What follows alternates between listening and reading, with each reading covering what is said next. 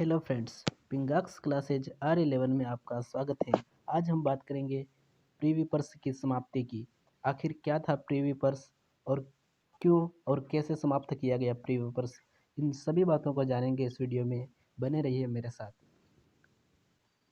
आज़ादी के समय ब्रिटिश भारत दो हिस्सों में बटा हुआ था, जिनमें से एक हिस्से में ब्रिटिश प्रभुत्व वाले भारतीय प्रांत थे, तो वही दूसरे हिस्से में देसी रियासतें थी। यानी कि आज़ादी से के समय भारत दो हिस्सों में विभक्त था, जिनमें से एक हिस्सा ऐसा था जिस पर अंग्रेजी सरकार का सीधा नियंत्रण था, यानी कि ब्रिटिश प्रभुत्व वाले भारतीय प्रांतों पर अंग्रेजी सरकार का सीधा नियंत्रण था। जबकि दूसरी तरफ छोटे बड़े आकार के कुछ राज्य थे। इन छोटे बड़े राज्यों को देसी रियासत या रजवाड़ा कहा जाता था। रजवाड़ों पर राजाओं का शासन था। राजाओं ने ब्रिटिश राज की अधीनता या यूं कहें कि सर्वोच्च सत्ता स्वीकार कर रखी थी, और इसके अंतर्गत राजा केवल अपने घरेलू मामलों में ही शासन का संचालन करते थे। जब भारत को आज़ादी मिलने वाली थी, उसी समय आज़ादी के तुरंत पहले अंग्रेजी शासन ने यह घोषणा की कि भारत पर ब्रिटिश प्रभुत्व के अंत के साथ ही देशी रियासतें भी ब्रिटिश राज की अधीनता से आज़ाद हो जाएगी।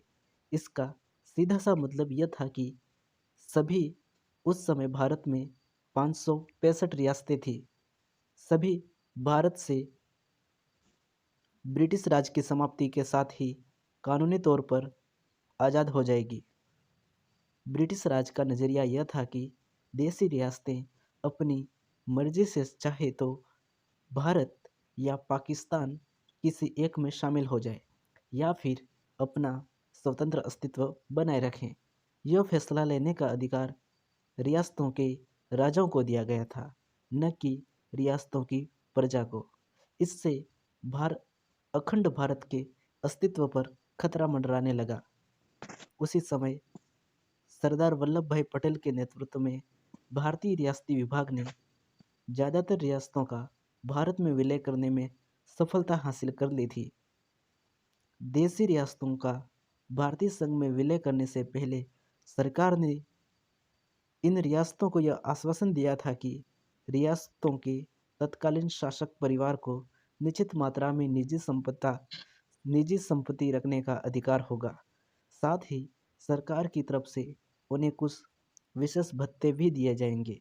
ये दोनों लाभ अर्थात शासक को निजी संपदा और भत्ते इस बात को आधार मान कर तय किए जाएंगे कि राज्य का जिस राज्य का विलय किया जाना है उसका विस्तार कितना है, और राजस्व की मात्रा कितनी है, और उस राज्य की क्षमता कितनी है।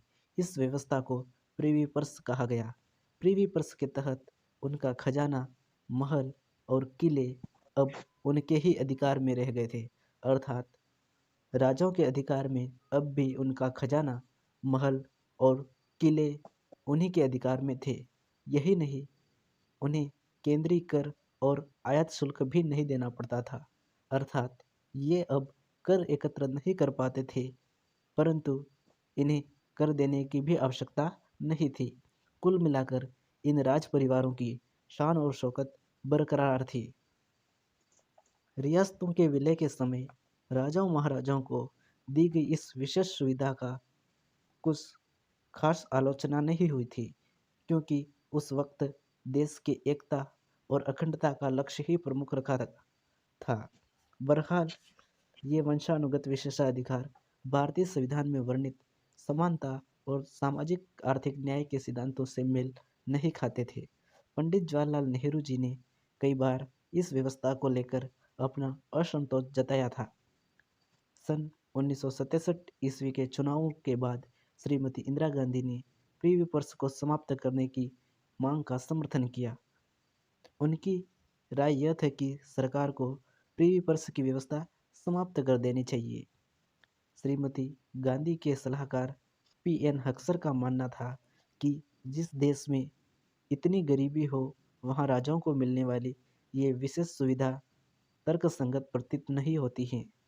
लोगों को उनके विचार सही लगने लगे और लगने भी थे, क्योंकि जनता को कभी राजशाही मंजूर ही नहीं थी। प्री-विपर्स की इस व्यवस्था को खत्म करने के लिए सरकार ने 1970 ईस्वी में संविधान में संशोधन का प्रयास किया, लेकिन यह राज्यसभा में मंजूरी नहीं पा सका। इसके बाद सरकार ने एक आदेश जारी किया, लेकिन सर्वोच्च न्यायालय ने इसके बाद सरकार ने एक अध्यादेश जारी किया, लेकिन इसे सर्वोच्च न्यायालय ने निरस्त कर दिया। श्रीमती इंदिरा गांधी जी ने इसे सन 1971 के चुनाव में एक बहुत बड़ा मुद्दा बनाया और इस मुद्दे को लेकर उन्हें खूब जन समर्थन भी मिला।